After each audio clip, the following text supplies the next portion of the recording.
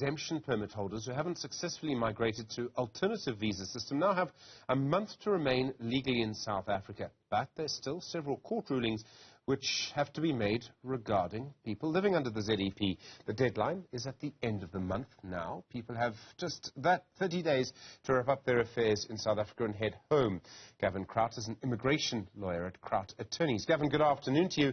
For a Zimbabwean living here under the ZEP, 30 days to go. What options do they have if they want to remain here? Yes, well, in order to answer the question, let me provide a little bit more insight into the pertinent legislation and an overview of what is permissible stemming from the ZEP permits.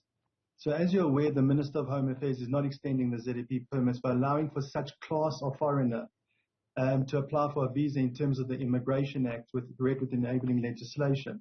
So employees have to be in possession of a work visa in order to continue to be employed, and such visas are an application issued by the department. So for such visa to be submitted and approved, all stipulated regulation requirements must be fulfilled. So the permissible avenues for ZEP holders are either the Section 11.6, which if someone's married or with a South African permanent resident or citizen, or they've got critical skills, or what's more common that they'll have to apply for is a general work visa. So one of the requirements for a general work visa is the recommendation from the Department of Labour. The Department of Labour recommendation, unfortunately, in all likelihood, is not given easily. It's a very, very tedious process, and one does not really go down that avenue. Okay. So in lieu of such Department of Labour recommendation, one can apply for a waiver to the Minister of Home Affairs of what's probably going to be the two regulations, going to be the waiver of the Department of Labour and SAQA. SAQA obviously evaluates all foreign qualifications and converts them to South African education equivalent. And Gavin, I'm sorry to interrupt. In order to allow for the applications, the Minister of Home Affairs has certain requirements which he allows to be waived. Any regulation in the Act can be waived, actually. And such waivers may be exempt. Such waivers may exempt individuals and corporations alike from certain requirements imposed by the Act. Okay. So the waiver applications must be obviously prepared with particular care at the onset. Right. So Gavin, I'm sorry to interrupt you there. Just to get some clarity, if I can, because it's quite technical. We have seen various court applications. I think it's 3 organizations went to court. And the judge has been holding on to this decision for quite some time. I realize it's a difficult case. Do you think that these organizations have a strong case? Could we find that the ZEP is extended? Or do you think Home Affairs is going to prevail, is going to win?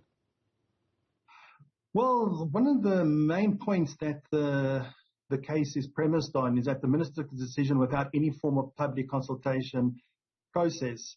There was no prior notice, no calls for representations from affected ZEP holders, no public inquiries, no notice and comment process, and no meaningful engagement with civil society on these issues.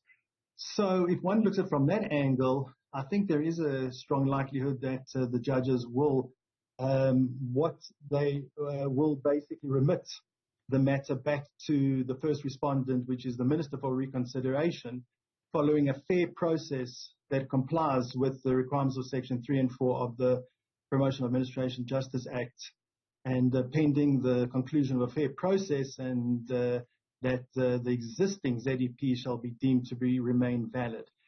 So, but yeah, I mean, it is, how would I say, a little bit strange that the judges did make numerous mention of the fact that they were mindful of the looming date.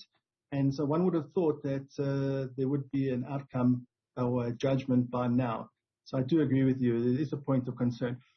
But if I might say that the minister has invited all applicants to apply either for an application, as I mentioned, or for a waiver. So theoretically, if one has a waiver, then there's a chance that the minister will extend that period, or that they'll be allowed to remain in the country. But as far as the court case is concerned, no, there's been no judgment or no handing down. Normally what happens is that the judges, clerk would advise the attorney that's of these interest groups that the judgment's been handed down, and that then the next day they would go and get the judgments from the court, either probably a written judgment. Gavin Kraut, thank you from Kraut Attorneys. Do appreciate the time.